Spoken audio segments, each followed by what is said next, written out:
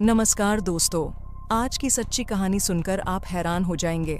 क्या कोई बदला लेने के लिए अपने ही दोस्त के 500 टुकड़े भी कर सकता है? चलिए सुनते हैं पूरी कहानी। मुंबई के पश्चिम विहार में स्थित है ग्लोबल सिटी। यहीं पर पैराडाइज सोसाइटी के फ्लैट बने हुए हैं, जिनमें सैकड़ों लोग रहते हैं। 20 जनवरी 2019 को इस सोसाइटी में रहने वाले लोग जब नीचे आ जा रहे थे, तभी उन्हें तेज बदबू आती महसूस हुई। वैसे तो ये बदबू पिछले 2 दिनों से महसूस हो रही थी, लेकिन उस दिन बदबू असहनीय थी। कई दिन से बदबू की वजह से लोग नाक बंद कर चले जाते थे। उन्हें यह पता नहीं लग रहा था कि आखिर दुर्गंध आ कहां से रही है। सोसाइटी के गार्डों ने भी इधर-उधर देखा कि कहीं कोई बिल्ली या कुत्ता तो नहीं मर गया, पर ऐसा कुछ नहीं मिला। 20 जनवरी को सुबह 11 बजे के करीब सोसाइटी के लोग इकट्ठा हुए और यह पता लगाने में जुट गए कि आखिर बदबू कहां से रही है। थोड़ी देर की कोशिश के बाद उन्हें पता चल गया कि बदबू और कहीं से नहीं, बल्कि सेप्टिक टैंक के चैम्बर से आ रही है। किस फ्लैट की टॉयलेट का पाइप बंद है, ये पता लगाने और उसे खुलवाने के लिए सोसाइटी के लोगों ने 2 सफाई कर्मियों को बुलवाया। सफाई कर्मचारियों ने चेक करने के बाद पता लगा लिया कि सोसाइटी की सी विंग के फ्लैटों का जो पाइप सेप्टिक टैंक में आ रहा था वह बंद है। सी विंग में 60 फ्लैट थे, उन्हीं का पाइप नीचे से बंद हो गया था। पाइप बंद होना आम बात होती है, जो आए दिन फ्लैटों में देखने को मिलता रहता है। सफाई कर्मियों ने जब वह पाइप खोलना शुरू किया तो उसमें मांस के टुकड़े मिले। पाइप में मांस के टुकड़े फंसे हुए थे, जिनकी दुर्गंध वहां फैल रही थी। सोसाइटी के लोगों को यह बात समझ नहीं आ रही थी कि किसी ने मांस डस्टबिन में फेंकने के बजाय फ्लैट में क्यों डाला। जब पाइप में मांस ज्यादा मात्रा में निकलने लगा तो सफाई कर्मियों के अलावा सोसाइटी के लोगों को भी आश्चर्य हुआ। शक होने पर सोसाइटी के एक पदाधिकारी ने पुलिस को फोन कर इसकी जानकारी दे दी। सूचना मिलने पर अरनाला थाने के इंस्पेक्टर सुनील माने पैराडाइज सोसाइटी पहुंच गए। पाइप में फंसा मांस देखकर उन्हें भी आश्चर्य हुआ। उसी दौरान उन्हें उस मांस में इंसान के हाथ की 3 उंगलियां दिखीं। उंगलियां देखते ही उन्हें माजरा समझते देर नहीं लगी। वह समझ गए कि किसी ने कत्ल करके लाश के छोटे छोटे टुकड़े करके इस तरह ठिकाने लगाने की कोशिश की है। जल्दी ही यह बात पूरी सोसाइटी में फैल गई, जिसके चलते आदमियों के अलावा तमाम महिलाएं भी वहां जुटने लगीं। मामला सनसनीखेज था, इसलिए इंस्पेक्टर माने ने फोन द्वारा इसकी सूचना पालघर के एसपी गौरव सिंह और डीवाईएसपी जयंत बजबले के अलावा अपने थाने के सीनियर इंस्पेक्टर घनश्याम आढ़ाव को दे दी। पुलिस कंट्रोल रूम में यह सूचना मिलने के बाद क्राइम ब्रांच की टीम भी मौके पर पहुंच गई।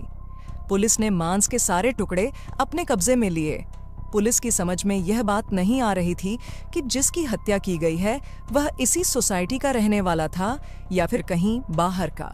जिस पाइप में मांस के टुकड़े फंसे मिले थे वह पाइप सी विंग के फ्लैटों का था। इससे यह बात साफ हो गई थी कि कत्ल इस विंग के ही किसी फ्लैट में किया गया है। सी विंग में 7 फ्लैट थे। पुलिस ने उन फ्लैटों को चारों ओर से घेर लिया ताकि कोई भी वहां से पुलिस की मर्जी के बिना कहीं न जा सके। फॉरेंसिक एक्सपर्ट की टीम भी बुला ली गई थी। वरिष्ठ पुलिस अधिकारियों की मौजूदगी में पुलिस ने उन सभी फ्लैटों की तलाशी शुरू कर दी। तलाशी के लिए पुलिस फ्लैट नंबर 602 में पहुंची। वह फ्लैट बाहर से बंद था। लोगों ने बताया कि वैसे तो इस फ्लैट की मालिक पूनम टपरिया हैं, लेकिन कुछ दिनों पहले उन्होंने यह फ्लैट किशन शर्मा उर्फ पिंटू नाम के एक आदमी को किराए पर दे दिया था। वही इसमें रहता है। किशन शर्मा उस समय वहां नहीं था, इसलिए सोसाइटी के लोगों की मौजूदगी में पुलिस ने उस फ्लैट का ताला तोड़कर तलाशी ली तो वहां इंसान की कुछ हड्डियां मिलीं। इससे इस बात की पुष्टि हो गई कि कत्ल इसी फ्लैट में किया गया था। कत्ल किसका किया गया था, यह जानकारी किशन शर्मा से पूछताछ के बाद ही मिल सकती थी। पुलिस ने मांस के टुकड़े, हड्डियां आदि अपने कब्जे में ली। थोड़ी कोशिश करके पुलिस को किशन शर्मा उर्फ पिंटू का फोन नंबर भी मिल गया था। वह कहीं फरार न हो जाए, इसलिए पुलिस ने बड़े रेलवे स्टेशनों, बस अड्डे, हवाई अड्डे पर भी पुलिस टीमें भेज दी। इसके अलावा सीनियर पुलिस इंस्पेक्टर घनश्याम आढ़ाव ने किशन शर्मा का मोबाइल नंबर मिलाया। इत्तेफाक से उसका नंबर मिल गया।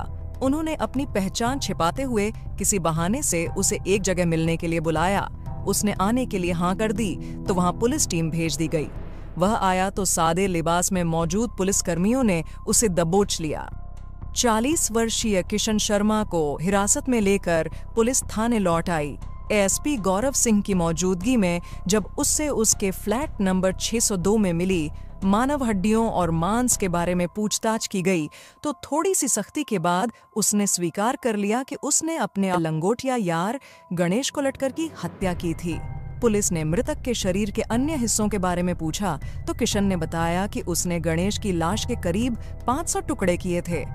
कुछ टुकड़े टॉयलेट में फ्लश कर दिए और कुछ टुकड़े ट्रेन से सफर के दौरान फेंक दिए थे। किशन के अनुसार उसने सिर तथा हड्डियां भायंदर की खाड़ी में फेंकी थीं। गणेश किशन शर्मा का घनिष्ठ दोस्त था, तो आखिर ऐसा क्या हुआ कि दोनों के बीच दुश्मनी हो गई? दुश्मनी भी ऐसी कि किशन शर्मा ने उसकी हत्या कर लाश का कीमा बना डाला। इस बारे में पुलिस ने किशन शर्मा से पूछताछ की तो इस हत्याकांड की दिल दहला देने वाली कहानी सामने आई। किशन शर्मा मुंबई के सांताक्रूज इलाके की राजपूत चाल के कमरा नंबर 4 में अपनी पत्नी और 2 बच्चों के साथ रहता था। उसने मुंबई विश्वविद्यालय से मानव शरीर रचना एवं क्रिया विज्ञान में सर्टिफिकेट कोर्स किया था, लेकिन अपने कोर्स के मुताबिक उसकी कहीं नौकरी नहीं लगी तो वह शेयर मार्केट में काम करने लगा। करीब 8 महीने पहले उसकी मुलाकात ठाणे जिले के मीरा रोड की आविष्कार सोसाइटी में रहने वाले गणेश कोलटकर से हुई, जो बाद में गहरी दोस्ती में तब्दील हो गई थी। गणेश की अपनी छोटी सी प्रिंटिंग प्रेस थी। एक दिन गणेश ने किशन शर्मा से कहा कि अगर वह प्रिंटिंग प्रेस के काम में 1 लाख रुपए लगा दे तो पार्टनरशिप में प्रिंटिंग प्रेस का काम किया जा सकता है। किशन इस बात पर राजी हो गया और उसने 1 लाख रुपए अपने दोस्त गणेश को दे दिए। इसके बाद दोनों दोस्त मिलकर काम करने लगे। किशन मार्केट का काम देखता था। कुछ दिनों तक तो दोनों की साझेदारी ईमानदारी से चलती रही, पर जल्द ही गणेश के मन में लालच आ गया। वह हिसाब में हेराफेरी करने लगा। किशन को इस बात का आभास हुआ तो उसने साझेदारी में काम करने से मना करते हुए गणेश से अपने 1 लाख रुपए वापस मांगे। काफी कहने के बाद गणेश ने उसके 40,000 रुपए तो वापस दे दिए, लेकिन 60,000 रुपए वह लौटाने का नाम नहीं ले रहा था। किशन जब भी बाकी पैसे मांगता तो वह कोई ना कोई बहाना बना देता था। वह उसे लगातार टालता रहा। इसी दौरान किशन को सूचना मिली कि गणेश 56 साल की उम्र में शादी करने वाला है।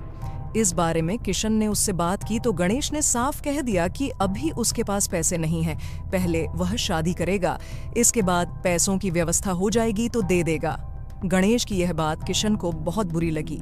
वह समझ गया कि गणेश के पास पैसे तो हैं, लेकिन वह देना नहीं चाहता। लिहाजा उसने दोस्त को सबक सिखाने की ठान ली। उसने तय कर लिया कि वह गणेश को ठिकाने लगाएगा। योजना बनाने के बाद उसने पैराडाइज सोसाइटी में फ्लैट नंबर 602 किराए पर ले लिया। वह फ्लैट पूनम टपरिया नाम की महिला का था। किशन कभी कभी अकेला ही उस फ्लैट में सोने के लिए चला आता था। योजना के अनुसार 16 जनवरी 2019 को किशन शर्मा अपने दोस्त गणेश विट्ठल कोलटकर को लेकर पैराडाइज सोसाइटी के फ्लैट में गया। फ्लैट में घुसते ही किशन ने उससे अपने 60,000 रुपए मांगे। इसी बात पर दोनों के बीच झगड़ा हो गया। झगड़े के दौरान किशन ने कमरे में रखा डंडा गणेश के सिर पर मारा। एक ही प्रहार में गणेश फर्श पर गिर गया। कुछ ही देर में उसकी मौत हो गई।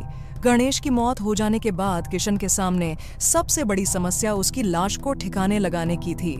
इसके लिए उसने assistant police inspector Ashwani Bidre गोरे की हत्या से संबंधित जानकारियां इकट्ठा की ताकि पुलिस को आसानी से गुमराह किया जा सके।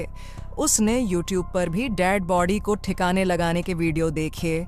उनमें से उसे एक वीडियो पसंद आया जिसमें लाश को छोटे छोटे टुकड़ों में काटकर उन्हें ठिकाने लगाने का तरीका बताया गया था। यह तरीका उसे आसान भी लगा क्योंकि वह मानव शरीर रचना एवं क्रिया विज्ञान की पढ़ाई कर चुका था। इसके लिए तेजधार के चाकू की जरूरत थी। किशन शर्मा सांताक्रूज इलाके की एक दुकान से बड़ा सा चाकू और चाकू को तेज करने वाला पत्थर खरीद लाया। फ्लैट पर पहुंचकर किशन शर्मा ने सबसे पहले गणेश विट्ठल कोलटकर की लाश का सिर धड़ से अलग कर उसे एक पॉलीथीन में रख लिया। इसके बाद उसने लाश के 500 से अधिक टुकड़े कर दिए। शरीर की हड्डियों और पसलियों को उसने तोड़कर अलग कर लिया था। वह मांस के टुकड़ों को टॉयलेट की फ्लश में डालता रहा। सिर और हड्डियां उसने भायंदर की खाड़ी में फेंक दी।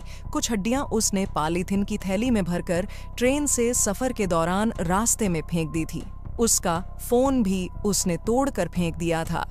उधर गणेश विठल कई दिनों से घर नहीं पहुंचा तो उसकी बहन अंधा गोखले परेशान हो गई। उसने भाई को फोन करके बात करने की कोशिश की, लेकिन उसका फोन बंद मिला।